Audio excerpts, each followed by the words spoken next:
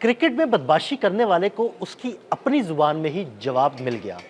बांग्लादेश ने भारत जाने से इनकार कर दिया। इस इनकार के बाद क्या बांग्लादेश के मैचेस श्रीलंका मुंतकिल होंगे? आगे क्या होने जा रहा है? आमिर रज़ा मेरे साथ मौजूद हैं, उनसे बात करते हैं। आमिर भाई, पाकिस्तान के बाद बांग्लादेश ने भी करारा जवाब तो दे दिया है। अब क्या होने जा रहा है? वर्ल्ड कप करीब है, मैचेस मुंतकिल हो रहे हैं, नहीं हो रहे, क्या होगा? नदील साहब, पहली बात तो ये है कि श्रीलंका मुंतकिल हो गए मैच। अगर आप इसको इस तरह से इस्तेमाल करें, देखें बांग्लादेश के वज़ीर खेल जो हैं आसिफ नज़रत, उन्होंने एक पूरी मीटिंग कॉल की और उसमें उन्होंने वाज़िया तौर पर बांग्लादेश क्रिकेट बोर्ड को और बांग्लादेश के स्पोर्ट्स हकाम को ये हदायत जारी कर दी कि हमारी टीम इंडिया नहीं जाएगी, यानी टीम बांग्लादेश जो है वो भारत नहीं जाएगी। और ये वाज़िया पैगाम उन्होंने ना सिर्फ भारतीय क्रिकेट बोर्ड को दिया है बल्कि आईसीसी को भी दिया है। उनका जो बयान है मैं आपको भिजवाता हूँ, वो ज़रूर साथ लगाइएगा। उन्होंने कहा कि बांग्लादेश टीम की सिक्योरिटी और बांग्लादेश की जो खुद इरादियत या उसको क्या बोलते हैं खुद मुख्तारी है, वो किसी वर्ल्ड कप से भी ज़्यादा और किसी आईसीसी से भी ज़्यादा है। वाज़ेह अल्फाज हैं कि वो आईसीसी की उन गुफ्तगू को जो वो भारत की प्यार में जेशा कर रहा है, लगी लिपटी बातों में कि जी हम आपकी हिफाजत करेंगे और ये होगा प्रेसिडेंशियल, आपको वहाँ पर सिक्योरिटी मिलेगी, और उसका टका सा जवाब जो है आसिफ नज़रत ने जो वज़ीर खेल है बांग्लादेश के, उन्होंने दे दिया, हम जाने वाले नहीं हैं। तो अब आप समझे कि श्रीलंका में मैचेस होंगे, ये पहली बात है।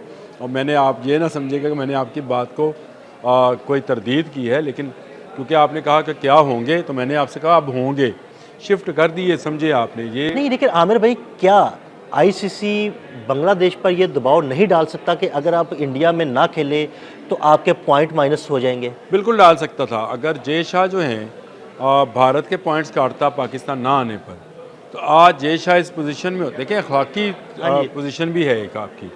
फिर आप भारत जो खुद को ये समझ रहा था कि मैं मैदान का अकेला ही पहलवान हूँ, उसको समझ आनी चाहिए कि भाई और 12-13 ममालिक जो हैं वो भी उसी वोट को रखते हैं। जय शाह जो हैं अकेले प्रेसिडेंट मतलब सारे फैसले नहीं कर सकता, वहाँ पर भी फैसले जो हैं वो कसरत राय से होते हैं।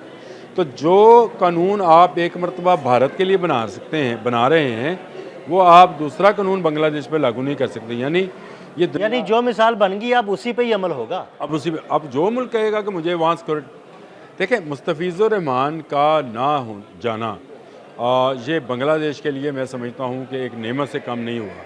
ठीक है, उसका मुआहदा बच्चे का नहीं हो सका, वहाँ पे वो कलकत्ता नाइट राइडर की तरफ से नहीं खेल सका, शाहरुख की टीम थी उसकी जानिब से नहीं खेल सका, और लिख कर दिया कलकत्ता नाइट राइडर ने कि सिक्योरिटी प्रॉब्लम हो। ये देखें सबसे बड़ी खामी, जब आप कुछ काम करने जा रहे होते हैं तो फिर आप कोई ना, कहते हैं चोर अपनी कोई ना कोई निशानी छोड़ के जाते हैं। इन चोरों ने ये लिखा कि शायद मुस्तफ़ीज़ की जो सिक्योरिटी है वो उसको कंप्रोमाइज़ हो जाए, तो लिहाजा हमने जो है उसको टीम में नहीं रखा, यानी उसके साथ मुआहदा जो है उन्होंने अपनी तरफ से गेम खेली, मुआहदा ख़त्म करने के लिए गेम खेली और वो गेम उनके गले पड़ गई। इससे पहले वो पाकिस्तान के हवाले से ख़त लिख चुके थे आईसीसी को कि हमें पाकिस्तान में जान का ख़तरा है तो टीम नहीं जाएगी। अब ये दो सबूत जो हैं ये काफ़ी हैं। आसिफ नज़रत ने अपनी कल वाली मीटिंग के अंदर इस बात का तो हवाला भी दे दिया। उन्होंने कहा ये ख़त जो हैं ये वैसे ही ख़त हैं जैसे आपने आईसीसी को लिखे थे कि आपको सिक्योरिटी रीज़न की वजह से पाकिस्तान में नहीं जाना है। यहाँ पर तो एक प्लेयर को भी बताया गया है कि आपने नहीं आना, आपकी जान को ख़तरा है। तो जब एक प्लेयर तो पूरी टीम की हिफाजत कैसे होगी? आप अब उसको कहें प्रेसिडेंशियल देंगे या नहीं देंगे, ये फ़ैसला अब बांग्लादेश ने करना है। और बांग्लादेश जो है वो अपनी इंटीग्रिटी के सामने जो है ना आईसीसी को कुछ समझता है ना वर्ल्ड कप को कुछ समझता है। देखें ये तो हर मुल्क का हक है ऐसे ही कि अगर उसकी खुद मुख्तारी पे कोई सवाल उठता है या उसके हक के फ़ैसला पे कोई सवाल उठता है तो वो ये कह सकता है कि भाई हम तो आईसीसी के इस फैसले को नहीं मानते।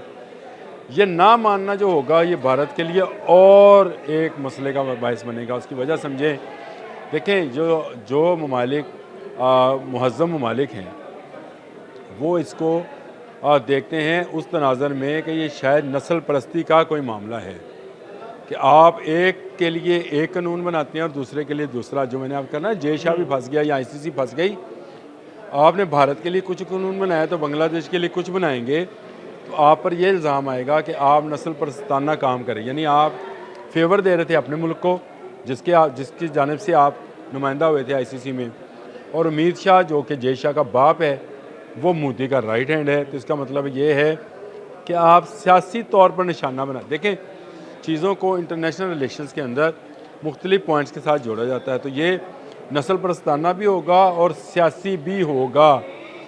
चार्टर ऑफ स्पोर्ट्स जो है उसके अंदर सबसे पहली बात यह है कि सियासत को इन्वॉल्व नहीं किया जाएगा, सिक्योरिटी को नहीं, सियासत को इन्वॉल्व नहीं किया जाएगा।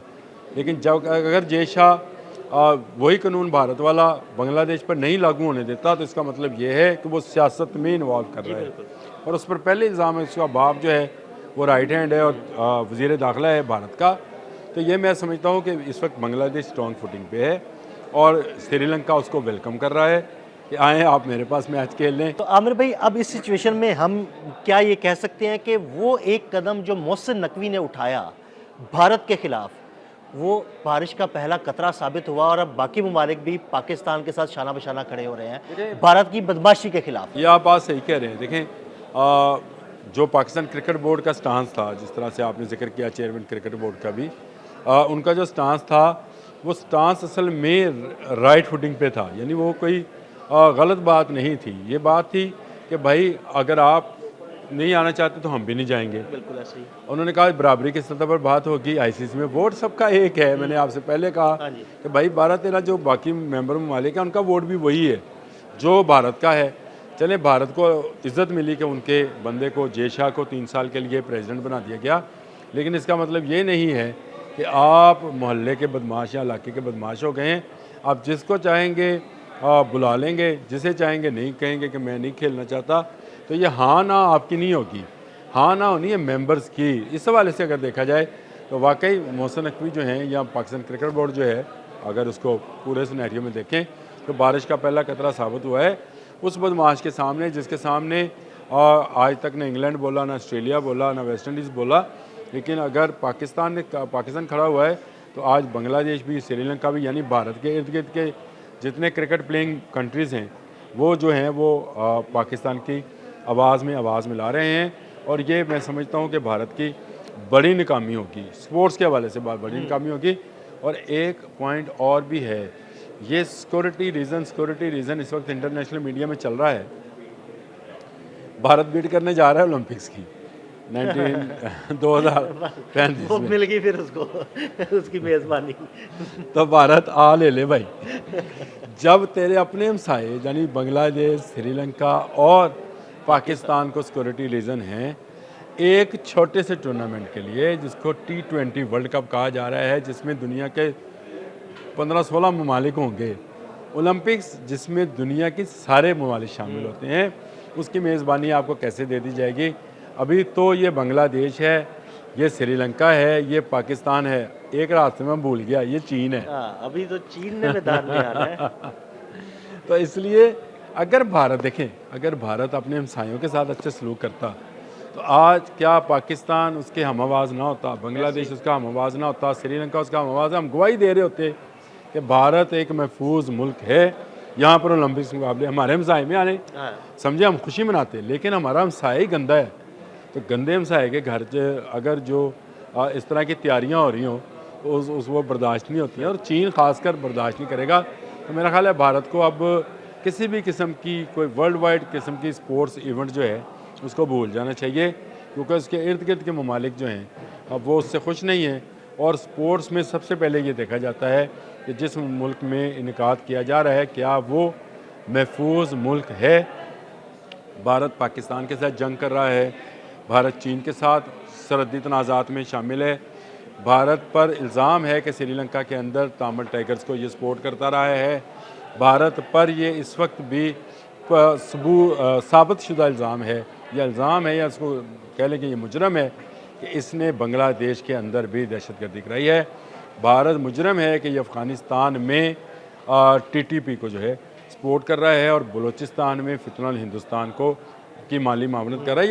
ये वो चीज़ें हैं जो प्रूव शुदा हैं, यानी जिन पर आप समझे कि इस वक्त मोहर तस्दीक सब्त है कि भारत एक ऐसा मुल्क है जो कि दुनिया के लिए महफूज नहीं है और ख़ुद अंदर भारतीयों के लिए भी महफूज नहीं है।